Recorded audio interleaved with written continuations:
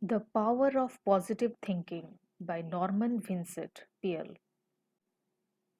Chapter 1. Believe in yourself. Believe in yourself. Have faith in your abilities. Without a humble but reasonable confidence in your own powers, you cannot be successful or happy. But with sound self confidence, you can succeed. A sense of inferiority and inadequacy interferes with the attainment of your hopes. But self confidence leads to self realization and successful achievement. Because of the importance of this mental attitude, this book will help you believe in yourself and release your inner powers. It is appealing to realize the number of pathetic people who are hampered and made miserable by the malady popularly called the inferiority complex. But you need not suffer from this trouble. When proper steps are taken, it can be overcome. You can develop creative faith in yourself, faith that is justified. After speaking to a convention of businessmen in a city auditorium, I was on the stage greeting people when a man approached me and with a peculiar intensity of manner asked, "May I talk with you about a matter of desperate importance to me?" I asked him to remain until the others had gone. Then we went backstage and sat down. "I am in this town to handle the most important business deal of my life," he explained. "If I succeed, it means everything to me. If I fail, I am done for." I suggested that he relax a little, that nothing was quite that final. If he succeeded, that was fine. If he didn't, well, tomorrow was another day. "I have a terrible disbelief in myself," he said dejectedly. "I have no confidence. I just don't believe I can put it over. I am very discouraged and depressed. In fact," he lamented, "I am just about sunk. Here I am, 40 years old. Why is it that all my life I have been tormented by inferiority feelings, by lack of confidence, by self doubt? I listened to your speech tonight in which you talked about the power of positive thinking, and I want to ask how I can get some faith in myself." "There are two steps to take," I replied. "First, it is important to discover why you have these feelings of no power. That requires analysis and will take time. We must approach the maladies of our emotional life as a physician probes to find something wrong physically. This cannot be done immediately, certainly not in our brief interview tonight, and it may require treatment to reach a permanent solution. It may require treatment to reach a permanent solution. But to pull you through this immediate problem, I shall give you a formula which will work if you use it. As you walk down the street tonight, I suggest that you repeat certain words which I shall give you. Say them over several times after you get into bed. When you awaken tomorrow, repeat them 3 times before arising. On the way to your important appointment, say them 3 additional times. Do this with an attitude of faith, and you will receive sufficient strength and ability to deal with this problem. Later, if you wish, we can go into an analysis of your basic problem. But whatever we come up with following that study, the formula which I am now going to give you can be a large factor in the eventual cure. Following is the affirmation which I gave him: "I can do all things through Christ which strengthened me." He was unfamiliar with these words, so I wrote them on a card and had him read them over 3 times aloud.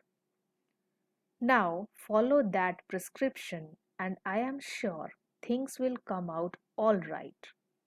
He pulled himself up, stood quietly for a moment, then said with considerable feeling, "Okay, doctor, okay." I watched him square his shoulders and walk out into the night. He seemed a pathetic figure, and yet the way he carried himself as he disappeared showed that faith was already at work in his mind. Subsequently, he reported that this simple formula did wonders for him, and added, "It seems incredible that a few words from the Bible could do much for a person." This man latter had a study made of the reasons for his inferiority attitudes. They were cleared away by scientific counseling and by the application of religious faith. He was taught how to have faith, was given certain specific instructions to follow. These are given later in this chapter. Gradually, he attained a strong, steady, reasonable confidence. He never ceases to express amazement at the way in which things now flow towards rather than away from him. His personality has taken on a positive, not negative character, so that he no longer repels success, but on the contrary, draws it to him. He now has an authentic confidence in his own powers. There are various causes of inferiority feelings, and not a few stem from childhood. An executive consulted me about a young man whom he wished to advance in his company, but he explained, "He cannot be trusted with important secret information, and I am sorry, for otherwise I would make him my administrative assistant. He has all the other necessary qualifications, but he talks too much, and without meaning to do so divulges matters of a private and important nature." Upon analysis, I found that he talked too much simply because of an inferiority feeling. To compensate for it, he succumbed to the temptation of parading his knowledge. He associated with men who were rather well to do, all of whom had attended college and belonged to a fraternity. But this boy was reared in poverty, had not been a college man or fraternity member. Thus, he felt himself inferior to his associates in education and social background. To build himself up with his associates and to enhance his self esteem, his subconscious mind, which always seeks to provide a compensatory mechanism, supplied him with a means for raising his ego. He was on the inside in the industry and accompanied his superior to conferences where he met outstanding men and listened to important private conversations. He reported just enough of his inside information to cause his associates to regard him with admiration and envy. This served to elevate his self esteem and satisfy his desire for recognition. When the employer became aware of the cause of this personality trait, being a kindly and understanding man, he pointed out to the young man the opportunities in business to which his abilities could lead him. He also described how his inferiority feelings caused his unreliability in confidential matters. This self knowledge, together with a sincere practicing of the techniques of faith and prayer, made him a valuable asset to his company. His real powers were released. I can perhaps illustrate the manner in which many youngsters acquire an inferiority complex through the use of a personal reference. As a small boy, I was painfully thin. I had lots of energy, was on a track team, was healthy and hard as nails but thin. And that bothered me because I didn't want to be thin. I wanted to be fat. I was called skinny, but I didn't want to be called skinny. I wanted to be called fat. I longed to be hard boiled and tough and fat. I did everything to get fat. I drank cod liver oil, consumed vast numbers of milkshakes, ate thousands of chocolate sundaes with whipped cream and nuts, cakes and pies innumerable, but they did not affect me in the slightest. I stayed thin and lay awake at night thinking and agonizing about it. I kept on trying to get heavy until I was about 30, when all of a sudden did I get heavy. I bulged at the seams. Then I became self conscious because I was so fat and finally had to take off 40 pounds with equal agony to get myself down to respectable size. In the second place, to conclude this personal analysis, which I give only because it may help others by showing how this malady works. I was a minister's son and was constantly reminded of that fact. Everybody else could do everything, but if I did even the slightest little thing, ah, you are a preacher's son. So I didn't want to be a preacher's son, for preacher's sons are supposed to be nice and namby-pamby. I wanted to be known as a hard-boiled fellow. Perhaps this is why preachers' sons get their reputation for being a little difficult because they rebel against having to carry the banner of the church all the time. I vowed there was one thing I would never do, and that was to become a preacher.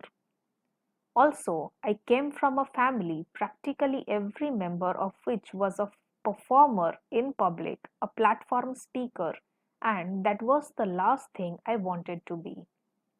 They used to make me get up in public to make speeches when it scared me to death, even filled me with terror. That was years ago, but the twinge of it comes to me every now and then when I walk onto a platform. I had to use every known device to develop confidence in what powers the good Lord gave me. I found the solution of this problem in the simple techniques of faith taught in the Bible. These principles are scientific and sound and can heal any personality of the pain of inferiority feelings. Their use can enable the sufferer to find and release the powers which have been inhibited by a feeling of inadequacy. Such are some of the sources of the inferiority complex which erect power barriers in our personalities. It is some emotional violence done to us in childhood or the consequences of certain circumstances or something we did to ourselves.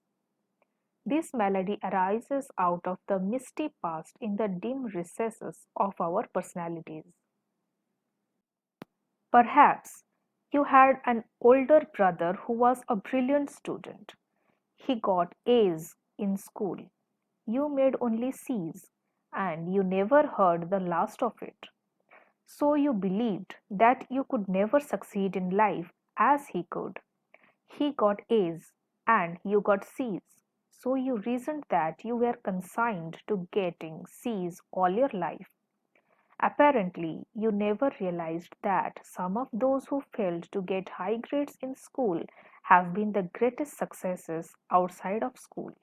Just because somebody gets an A in college does not make him the greatest man in the United States.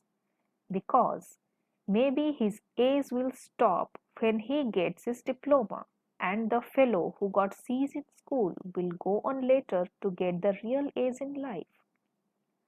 The greatest secret for eliminating the inferiority complex, which is another term for deep and profound self-doubt is to fill your mind to overflowing with faith.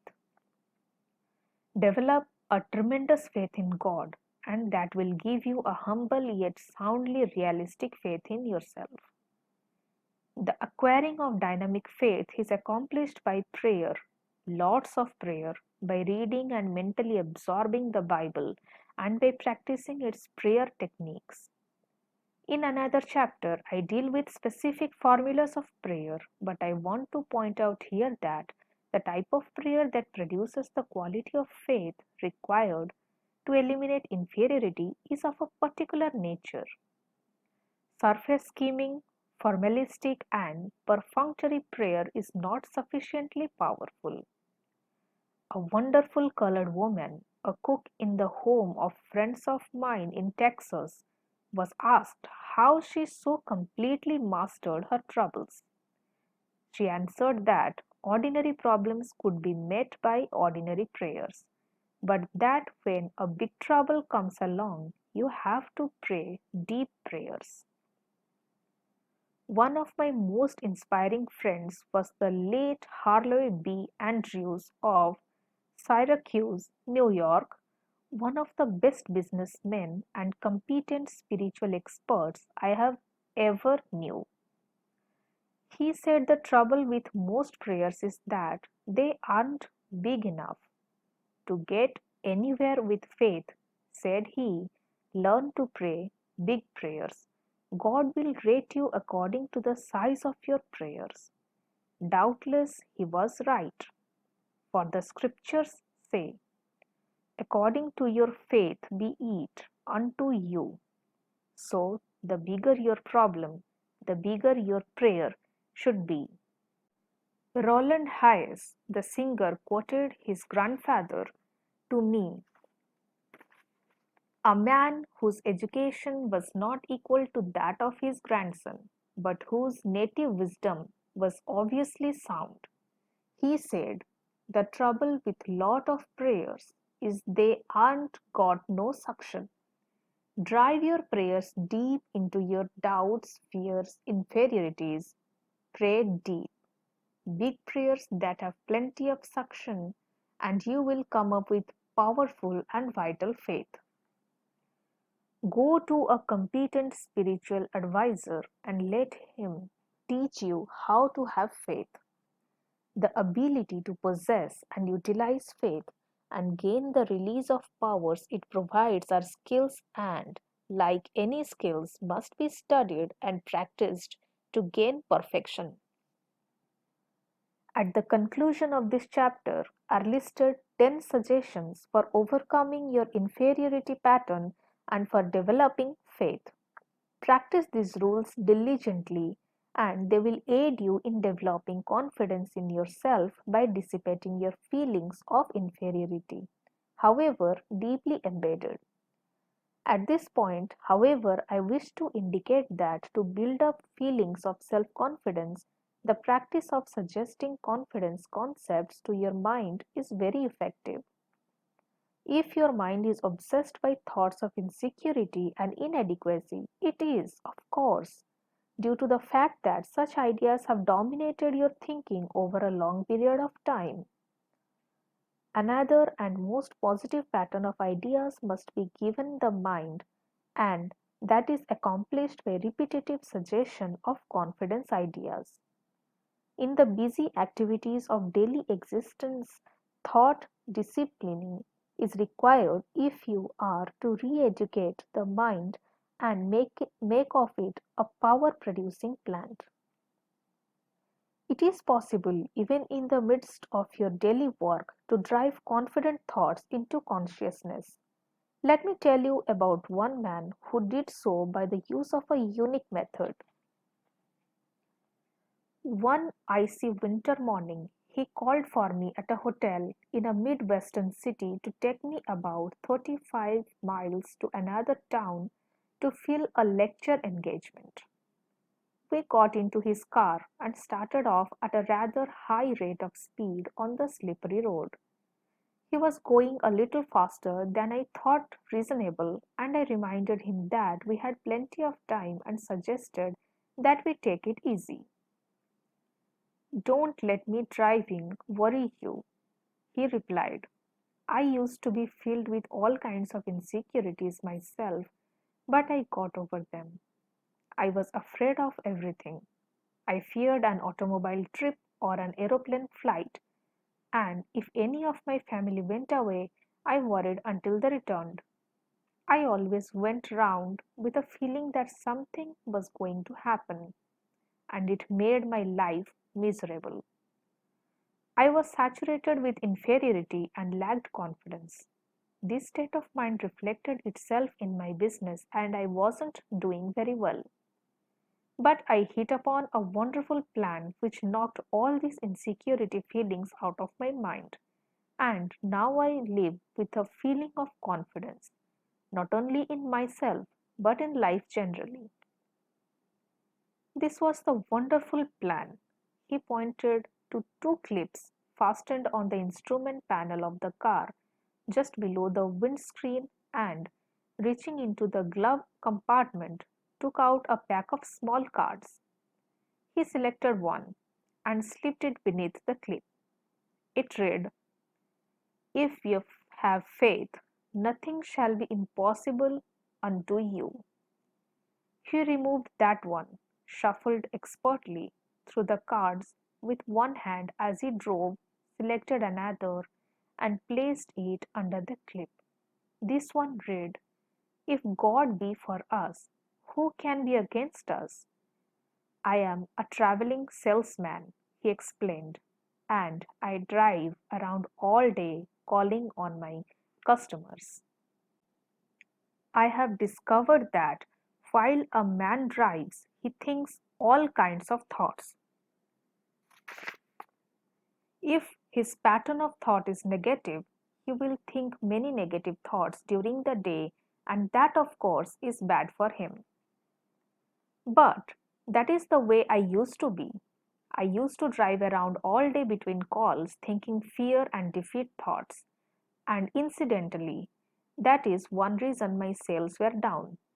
But since I have been using these cards as I drive and committing the words to memory, I have learned to think differently.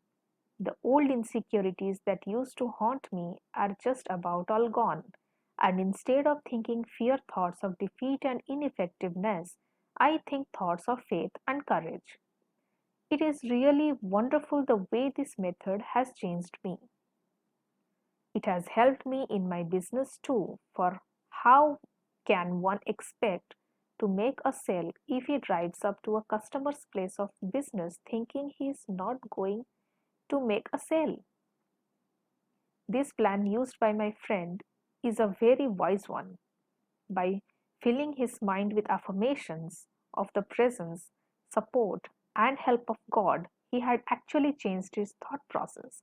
He put an end to the domination of his long held sense of insecurity. His potential powers were set free.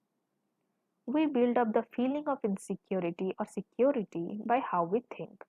If in our thoughts we constantly fix attention upon sinister expectations of dire events that might happen, the result will be constantly to feel insecure.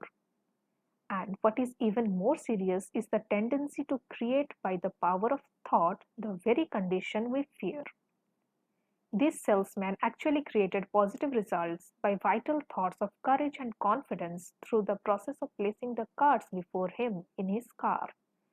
His powers, curiously inhabited by a defeat psychology, now flowed out of a personality in which creative attitudes had been stimulated.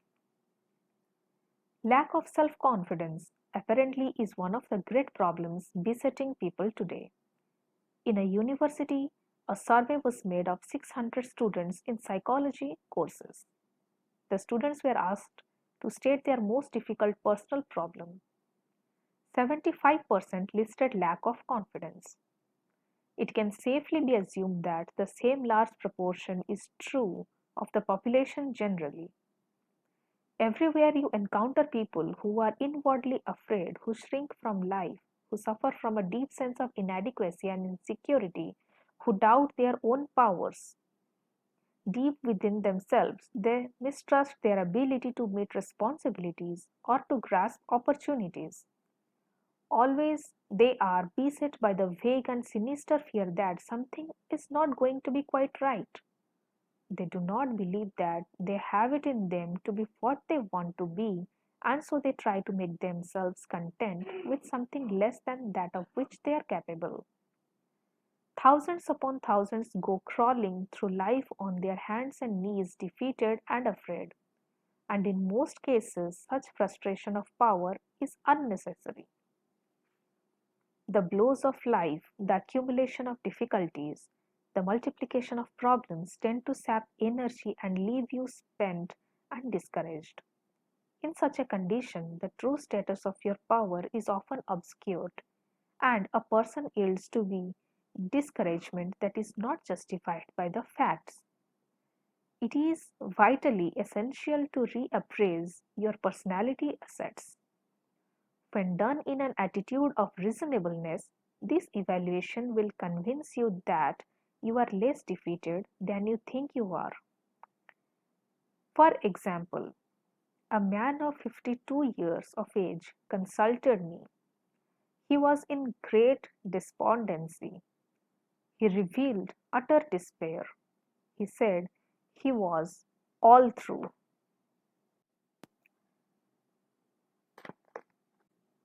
He informed me that everything he had built up over his lifetime had been swept away.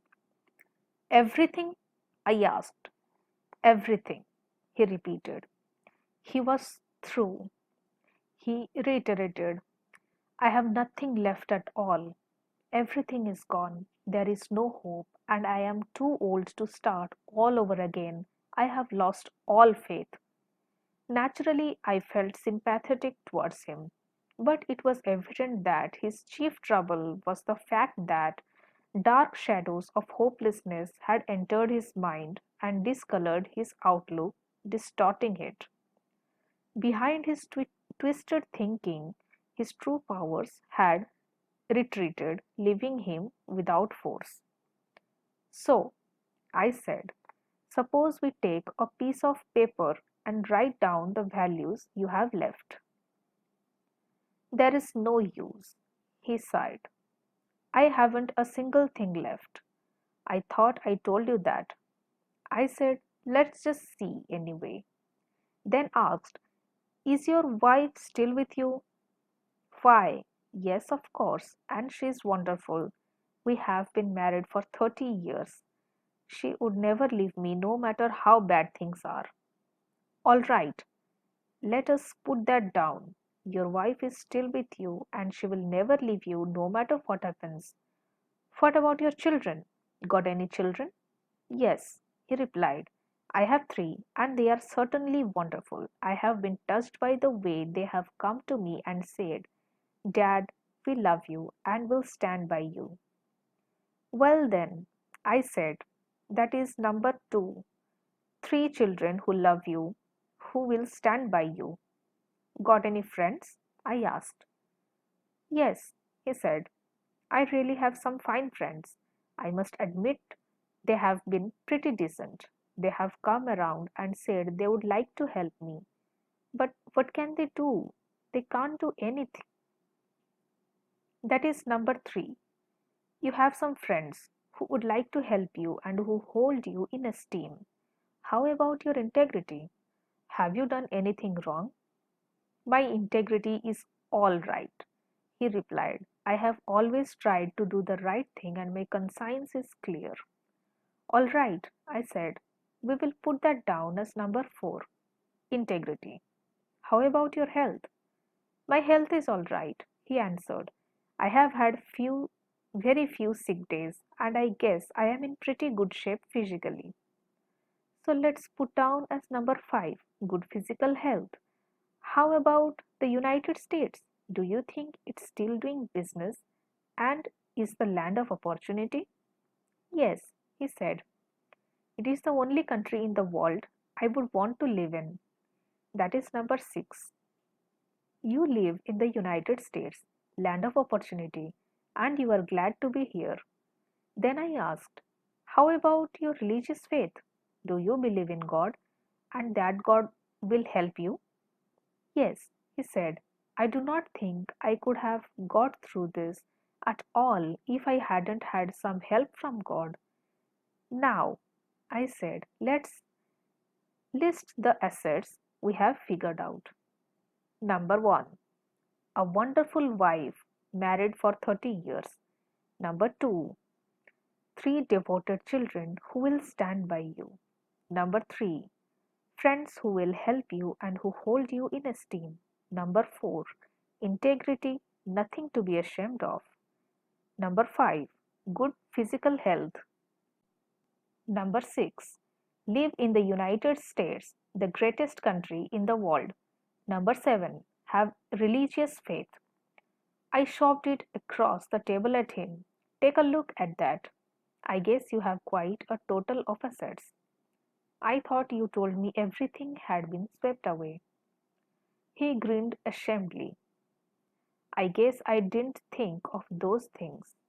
I never thought of it that way. Perhaps things aren't so bad at that, he said pensively.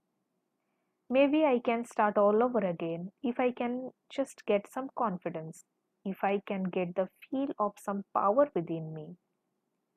Well, he got it, and he did start all over again, but he did so only when he changed his viewpoint, his mental attitude.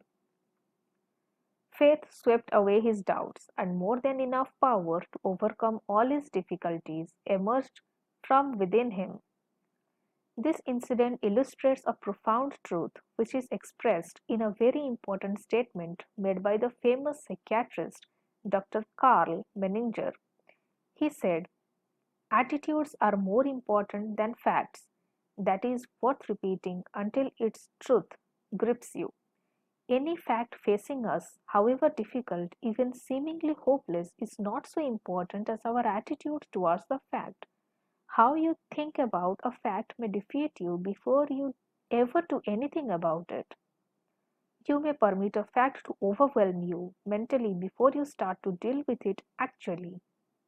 On the other hand, a confident and optimistic thought pattern can modify or overcome the fact altogether. I know a man who is a tremendous asset to his organization, not because of any extraordinary ability, but because he invariably demonstrates a triumphant thought pattern. Perhaps his associates view a proposition pessimistically, so he employs what he calls the vacuum cleaner method. That is, by a series of questions, he sucks the dust out of his associate's mind. He draws out of their negative attitude. Then quietly he suggests positive ideas concerning the proposition until a new set of attitudes gives them a new concept of the facts.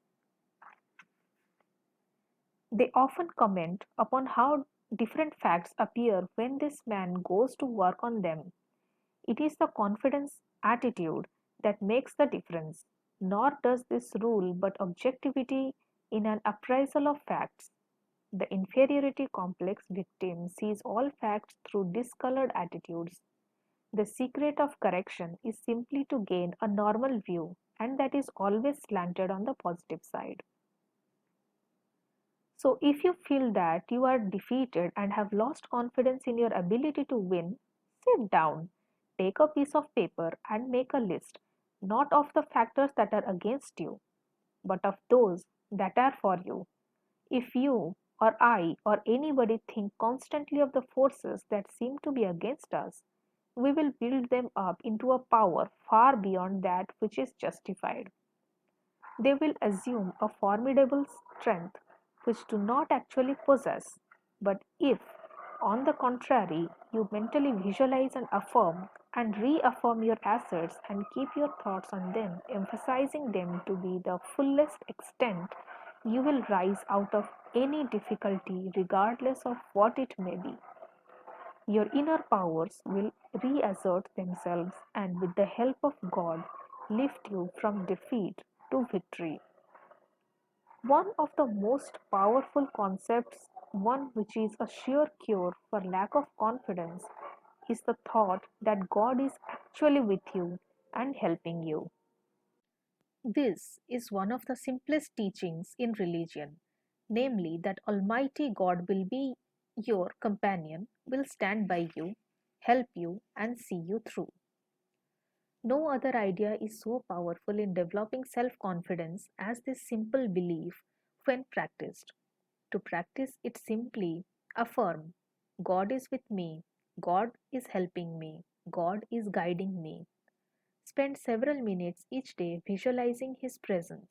Then practice believing that affirmation. Go about your business on the assumption that what you have affirmed and visualized is true. Affirm it, visualize it, believe it, and it will actualize itself. The release of power which this procedure stimulates will astonish you. Feelings of confidence depend upon the type of thoughts that habitually occupy your mind. Think defeat and you are bound to feel defeated. But practice thinking confident thoughts, make it a dominating habit, and you will develop such a strong sense of capacity that regardless of what difficulties arise, you will be able to overcome them. Feelings of confidence actually induce increased strength. Basil King once said, "Be bold, and mighty forces will come to your aid." Experience proves the truth of this. You will feel these mighty forces aiding you as your increasing faith reconditions your attitudes. Emerson declared a tremendous truth: they conquer who believe they can. And he added, "Do the thing you fear, and the death of fear is certain." Practice confidence and faith in your fears and insecurities will soon have no power over you. Once, when Stonewall Jackson planned a daring attack, one of his generals fearfully objected, saying, "I am afraid of this," or "I fear that." Putting his hand on his timorous subordinate's shoulder, Jackson said, "General, never take counsel of your fears. The secret is to fill your mind with thoughts of faith, confidence, and security. This will force out or expel all thoughts of doubt, all lack of confidence." To one man who for a long time had been haunted by insecurities and fears, I suggested that he read through the Bible, underlining in red pencil every statement it contains relative to courage and confidence. He also committed them to memory, in effect cramming his mind full of the healthiest, happiest, most powerful thoughts in the world. These dynamic thoughts changed him from cringing hopelessness to a man of compelling force. The change in him in few weeks was remarkable. From almost complete defeat, he became a confident and inspiring personality. He now radiates courage and magnetism. He regained confidence in himself and his own powers by a simple process of thought conditioning. To sum up, what can you do now to build up your self confidence? Following are 10 simple, workable rules for overcoming inadequacy attitudes and learning to practice faith. Thousands have used these rules, reporting successful results. Undertake this program, and you too will build up confidence in your powers. You too will have a feeling of power. Number 1. Formulate and stamp indelibly on your mind a mental picture of yourself as succeeding. Hold this picture tenaciously. Never permit it to fade. Your mind will seek to develop this picture. Never think of yourself as failing. Never doubt the reality of the mental image. That is most dangerous, for the mind always tries to complete what it pictures. So always picture success, no matter how badly things seem to be going at the moment. Number 2. Whenever a negative thought concerning your personal powers comes to mind, deliberately voice a positive thought to cancel it out. Number 3. Do not build up obstacles in your imagination. Depreciate every so called obstacle. Minimize them. Difficulties must be studied and efficiently dealt with to be eliminated, but they must be seen for only what they are. They must not be inflated by fear thoughts. Number 4. Do not be awestruck by other people and try to copy them. Nobody can be you as efficiently as you can. Remember also that most people, despite their confident appearance and demeanor, are often as scared as you are and as doubtful of themselves. Number 5. 10 times a day repeat these dynamic words. If God be for us, who can be against us? Number 6. Get a competent counselor to help you understand why you do what you do. Learn the origin of your inferiority and self doubt feelings, which often begin in childhood. Self knowledge leads to a cure. Number 7. 10 times each day, practice the following affirmation, repeating it out loud if possible. I can do all things through Christ, which strengthens me. Repeat those words now. That magic statement is the most powerful antidote on earth to inferiority thoughts. Number 8. Make a true estimate of your own ability. Then raise it to 10%. Do not become egoistical but develop a wholesome self respect. Believe in your own God released powers. Number 9. Put yourself in God's hands. To do that, simply state, I am in God's hands. Then believe you are now receiving all the power you need. Feel it flowing into you. Affirm that the kingdom of God is within you in the form of adequate power to meet life's demands. Number 10. Remind yourself that God is with you and nothing can defeat you. Believe that you now receive power from Him.